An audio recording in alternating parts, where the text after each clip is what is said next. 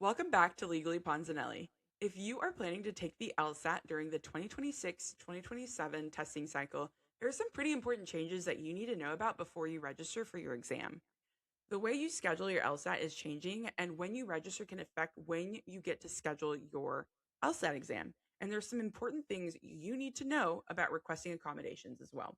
So, in today's episode, I'm breaking down 5 things you need to know about the new LSAT scheduling system, including how scheduling works, why registering early matters, and what you need to know about accommodations, and some important things you don't want to find out at the last minute because the LSAT process can be overwhelming, and I want to make that so much easier for you guys. So, if you're planning to take the LSAT, make sure you listen to this episode before you go and register. This is episode 2 of my What is the LSAT series. But before we get into it, I do want to give a huge thank you to our podcast partners, Kaplan Bar Prep and Kaplan LSAT. You guys know I personally use Kaplan while prepping for the bar exam, and I'm so excited that we're also partnering with Kaplan LSAT because my co-host Harley actually used Kaplan LSAT when she was preparing for her exam and ultimately got into law school. If you are preparing for the LSAT, you can use our code PONZLSAT10, PONZLSAT10. And if you're preparing for the bar exam, you can use Pass with Pons to save an additional $100 on your Kaplan Bar Prep course or get 20% off eligible supplements, such as flashcards, PMBR, any of those supplements they have on there. We also have all of these codes linked in the show notes, so you don't have to worry about writing them down. And all of our free resources, all of our codes are also located on our website, legallyponzanellipodcast.com. So make sure you check that out because we want to make the legal profession a lot easier and a lot cheaper. So, with that, let's get into the 5 things that you need to know about the new LSAT scheduling system. One of the biggest changes they're doing right now is starting to require a lot more of the in person testing. They were allowing testing from home, but now there are limited exceptions for certain disability related accommodations and people who live more than 180 miles or 3 hours from a domestic prometric center with available capacity. What is a prometric test center? This is actually who is going to be administering your exam. So the LSAT itself is still being administered online through Law Hub, but the multiple choice portion is now being proctored through Prometric. So I want to explain this thing called first register, first in line. If it sounds confusing, I'm going to show you step by step, so hang in there. This is probably one of the most important things. So registering early doesn't necessarily mean you get your preferred testing appointment. It means you get an earlier shot at choosing one. So the LSAT is not an exam that's just once a year or twice a year on one day. The LSAT's actually administered 8 times a year and typically with 4 days that you can register in those months. Again, we'll go in depth in a moment. So once you register for your LSAT administration, it determines your scheduling window. So the earlier you register, the earlier opportunity you have to schedule. Once your window opens, appointments are first come, first serve. So you choose your available test date, time, and prometric location. Your scheduling window stays open until scheduling closes. So if you want a very specific location or time, you do not want to wait until the last minute to register. So, where can you find your scheduling window? So, if you're listening to this on YouTube, I made a beautiful PowerPoint where you can see all of this information as I'm talking about it. This will be on our website, legallyponzanellipodcast.com. And you can also look this up on the LSAC list registration deadlines and scheduling information. As a reminder, LSAT stands for the Law School Admissions Test, and it's a standardized exam used by many students when applying for law school. The test takes approximately half a day. It's administered 8 times a year, and you normally have about 2 to 4 days when you can take this exam in the month that it's being offered. Again, if you are on my YouTube channel, you can see the chart where I labeled when the exam days are, when the writing prompt opens, registration opens, scheduling opens, score release dates, and where you go to register. So let's go through each testing cycle that I have on here, and we can talk about what I mean when I say first register, first in line. So we have October 2026. Our exam days available for October 2026 are October 7th, 8th, 9th, and 10th. So you have 4 days that you can sit for the LSAT.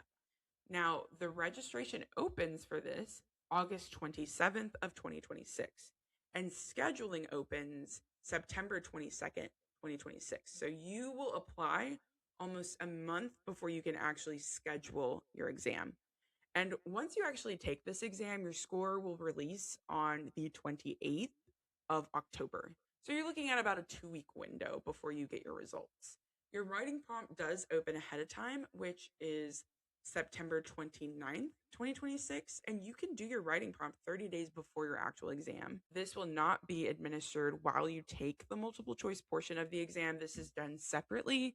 So you can do this before or after you sit for the LSAT. So if you're wondering, where do I find my scheduling window? Well, your assigned scheduling window will appear in the LSAT status tab in JD services. LSAT will email you about your scheduling and you'll receive a text message notification when your scheduling window opens. But you do have to turn on or set up to receive text messages on your JD services. Personally, I check my phone a lot more than I check my email, and I don't want to miss it. I don't want it to accidentally go into spam or junk. So I would make sure that that is checked off so that I will receive a text message, but personal choice. Rescheduling. So let's say that you're like, wait, I thought I was going to be available, but I actually am not. Something happened. You can reschedule about 24 hours after your scheduling window opens. So, for example, if you're taking the exam in October, and your scheduling window opens September 22nd and you're like, I can't test that day, you can reschedule. Okay. So for 2026, we have 2 months available to take the LSAT. So don't worry, this is offered 8 times a year. And I'm also going to talk about January and February in case that's when you are wanting to take the exam. So for November, registration opens October 1st and scheduling opens October 27th. The exam dates for the November LSAT is going to be the 11th, the 12th, the 13th, and the 14th of November.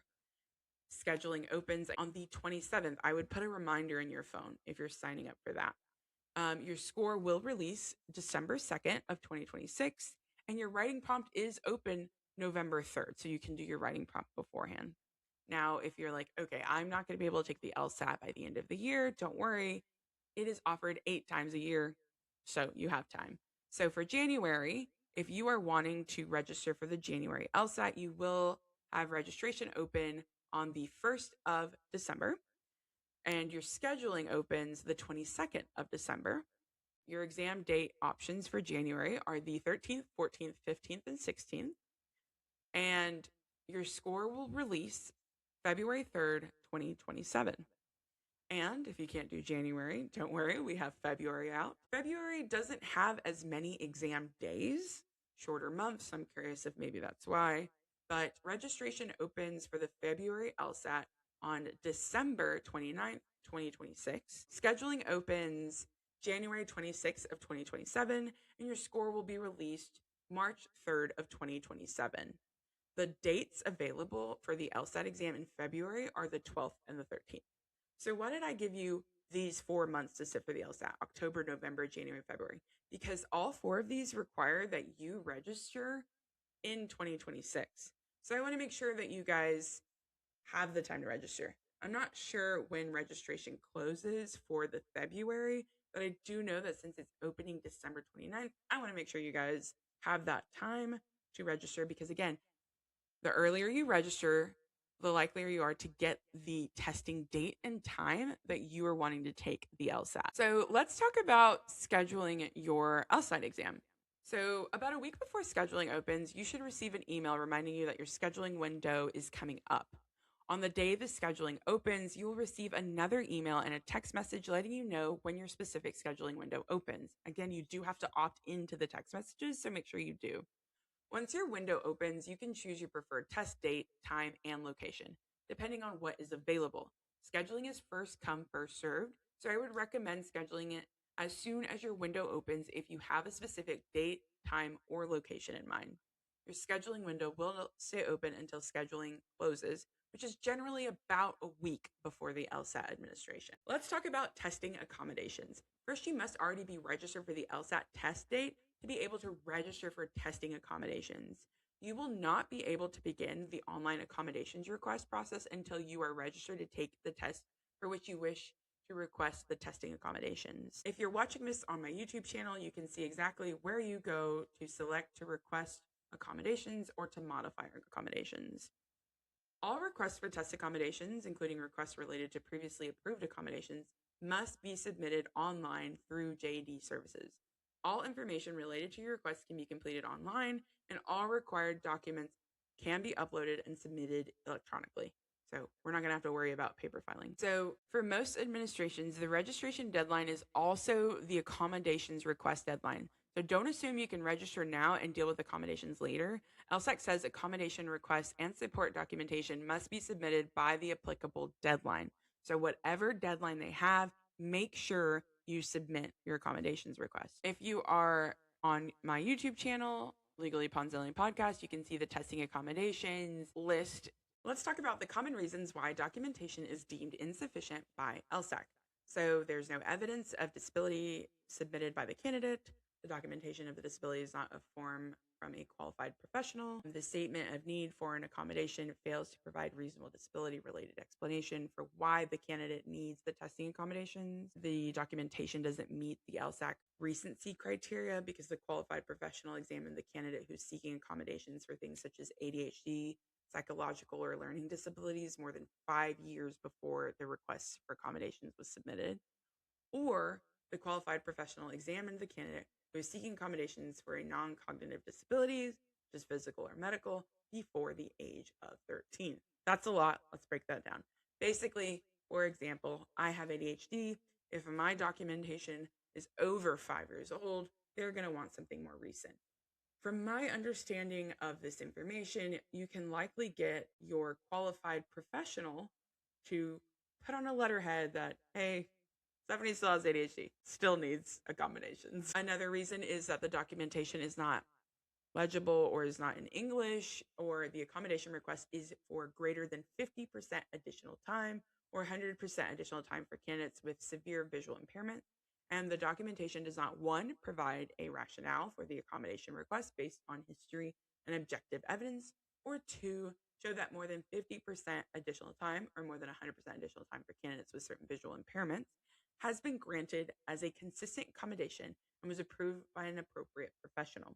So, hey, they do get accommodations, but all the previous accommodations that they received while they were in college were not 50% additional time. So LSAC wants your accommodation request with the supporting documentation to be submitted by the deadline, and they really want it to be by someone who is a qualified professional. Now, I do want to remind you guys that the accommodations are a case-by-case basis. So just because I have ADHD doesn't mean I'll automatically get accommodations, right? LSAC reviews accommodation requests individually, and your decision letter will tell you what accommodations you are approved for.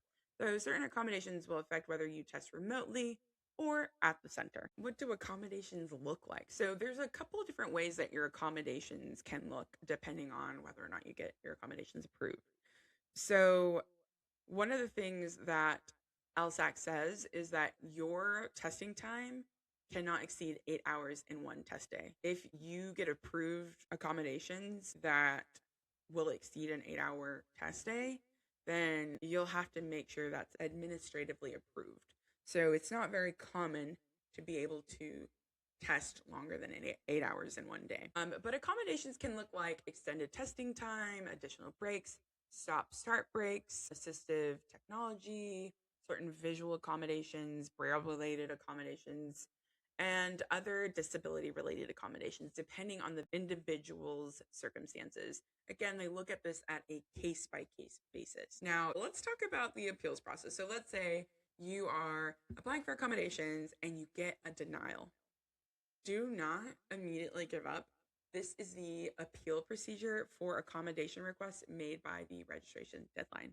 So if your request gets denied for things other than lateness or lack of registration, you have the right to appeal LSAC's decision. You have 2 business days after the posting of LSAC's decision to your online account to inform LSAC of your intent to appeal. So make sure that you are being very aware because you do have 2 days to let them know you want to appeal. And you have 5 calendar days from the posting of LSAC's decision to your online account to submit documentation in support of your appeal.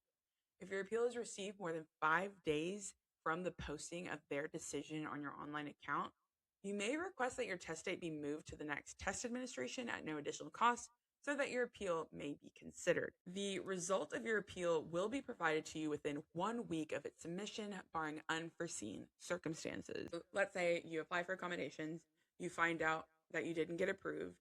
What you do is you let them know, hey, I intend to appeal, and you have 5 days to get the supporting documentation that you need. For some reason, you're going to need more than those 5 days. As a reminder, you can move your test date so that you can have more time for this appeal, but that does not guarantee that you will be approved for accommodations. So I think that's something to just keep in mind. I do also want to talk about the LSAT fees because taking the LSAT can be expensive. So the LSAT itself, which includes the argumentative writing portion, is $253. This is the current price, subject to change, just letting you guys know.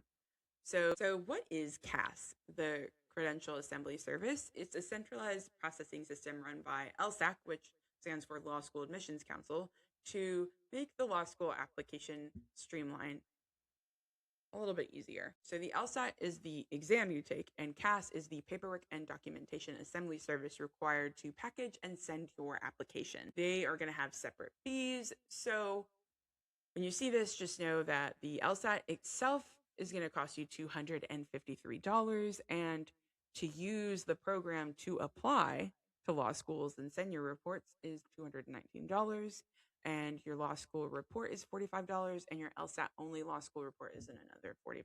So they have an LSAT score preview. If you pay $46 before you test, you can see your score ahead of time.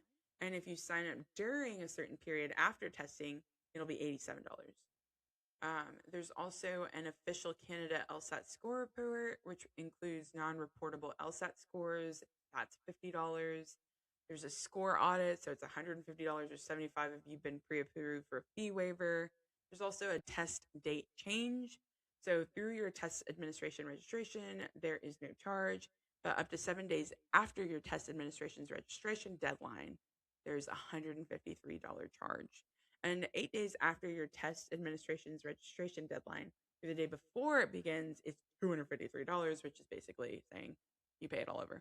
So make sure that if you are wanting to change the date, you do it early enough so that you don't get charged extra. So LSAT fees can add up pretty quickly, but if you're like, wait, I don't think I can afford that, what can I do? Don't worry. I also talk about the LSAT fee waiver. If you meet certain income eligibility, then you might not have to pay for the LSAT. The income levels that I show on this chart, if you're watching on my YouTube channel, if you are interested in the LSAT fee waiver program, it is dependent on your tax filing status. LSAT fee waiver covers testing and application costs for people with financial need. So here are the things it covers. LSAC divides the waivers into 2 different tiers depending on financial severity. So tier 1 covers up to 2 LSAT registrations, the Credential Assembly Service, which is CAS, 6 law school reports, Law Hub Advantage, and a score audit. So if you are in tier 1, it'll cover all of that. If you are in tier 2, it covers up to 1 LSAT registration, the CAS registration, 3 law school reports, the Law Hub Advantage, and a score audit. This is open to U.S. citizens and DACA approved applicants. It's based on taxable income, and the income threshold guidelines are posted. So how do you apply for this? You log into the Law School Admissions Council, LSAC, fill out the online fee waiver form, and try to do this at least 6 months before your test date. You upload your tax forms and your required proof within 45 days, and you complete the required Law Hub exam mode test if conditionally approved. So there's income limits for it, there's required documents, and you do need to apply for this ahead of time. The citizenship requirements for this is you're a US citizen, or you can be a permanent resident. You can have temporary protective status, so TPS. You have been granted DACA. The only thing about this, though, is that if your application gets denied, you can only appeal this decision one time. And once you appeal it, the decision is final and you can't reappeal after that time. If you are accepted for this fee waiver application, you will be conditionally approved. While your fee waiver application is conditionally approved, a hold is placed on your account. And this hold prevents LSAT scores and law school reports from being released to you or the law schools to which you have applied until the hold is removed. And the hold will be removed when a final decision is made on your fee waiver application. So before your fee waiver application can receive final approval, you must submit all the required supporting documentation to JD Services no later than 45 days after submitting your application online. They have their own list of requirements, but if you think you qualify, I think it's worth it to apply and you can save a lot of money. And another really cool thing about qualifying for that LSAT fee waiver is that LSAT prep is expensive, right? So I want to talk a little bit about how if you are approved for your LSAT fee waiver, you can save money in other areas as well. So again, I'm super grateful. I love Kaplan and I love that they also want to help others because Kaplan does offer financial assistance for students with an LSAT fee waiver. Kaplan does offer financial assistance for students with an LSAT fee waiver. There is a simple online form that you can do. You'll submit your fee waiver to them, and your discount is awarded for your Kaplan course, and it needs to be used within 6 months of the awarded date. Once Kaplan receives your application for financial assistance for Kaplan LSAT prep, they will get back to you within 1 week. And if you're approved, you will receive instructions on how to enroll in your selected exam program. The Kaplan Fee Assistant program is based entirely on your verified EFC score from your current FAFSA. So if your score is below 1500, you're going to receive 50% off your LSAT prep with Kaplan. If it's between 1501 to 2500, you'll receive 40% off. If it's 2500 to 4000, you'll receive 30% off. And if it's above 4000, you're not eligible for their fee assistant program. But if you think you qualify, send in your application because the worst that could happen is they say, no, you don't qualify. The best that could happen is that you save half off of their LSAT prep program. If you have any questions on this, be sure to check out our link in our website, Legally Ponzanelli Podcast, where you can find a direct link to the LSAT prep financial assistance waiver for Kaplan. Creating access to the legal world is what I'm extremely passionate about. So this was really amazing to me when I found this out, and I wanted to share that with you guys. If you are watching this on my YouTube channel, you can see the different forms of LSAT prep that is offered by Kaplan. They do even have a 170 plus course. And don't forget, you do get to use my discount code PONZLSAT10, PONZLSAT10 to save 10% off if you qualify for the LSAT fee waiver and then you apply to Kaplan's fee assistant program. You'll save a lot more money that way, but just be sure to use our links because that helps us out too. They do have on demand, they have live online tutoring packages and 170 plus course. Why is getting an LSAT prep program important? The higher you score on your LSAT, typically the more scholarships you can receive. So you'll save money going to law school as well. All right. So quick recap. These are your don'ts, okay? Lock in. Don't wait until the registration deadline to register. Don't assume you can request accommodations before registering. Do not wait until the last day to upload documentation. Don't assume you'll automatically get the same accommodations you received somewhere else. Don't assume remote testing is still the default. Don't ignore emails from LSAC. Don't forget to check your JD Services account. And don't wait until your scheduling window is almost closed to pick a test center. Before you register, know what LSAT administration you want. You need to know your registration deadline, know whether you need accommodations, and get all of your documentation together. After you register, LSAC will send you reminders leading up to scheduling, and you'll receive emails and texts if you sign up for those when your specific scheduling window opens. So make sure that you check your JD services, submit for accommodations if you qualify, turn on your text message notifications, watch for your scheduling window, schedule your prometric appointment as soon as your window opens. Make sure you confirm your test location, date, and time, and make sure you check LSAT's test day requirements before test day. Okay. So make sure that you follow, like, and subscribe for more LSAT tips, law school advice, resources, bar exam tips, discount codes, and real conversations about the legal profession. Again, I'm your host, Stephanie, and this is the What is the LSAT series, episode 2, where we talked about the 5 things you needed to know about the new LSAT scheduling system. If you have any questions, if you want any recommendations, if you want any videos on certain topics, just comment below. Make sure you follow, like, and subscribe. And we do have our QR code. If you are watching this on YouTube, you can actually scan the QR code on the last slide. And make sure you check out all of our other episodes because we talk to amazing people that come on the podcast weekly. We have different attorneys that talk about their legal profession. We have law students that talk about their journey. And we have constitutional chisme, which is cases that you'll likely see your first year of law school. We break that down for you because we want this to be easier for you guys. And make sure you check out LegallyPonzanelliPodcast.com, where we are constantly updating free resources, discount codes, and all the information that you guys might need for law school. All right, I'll see you on the next episode.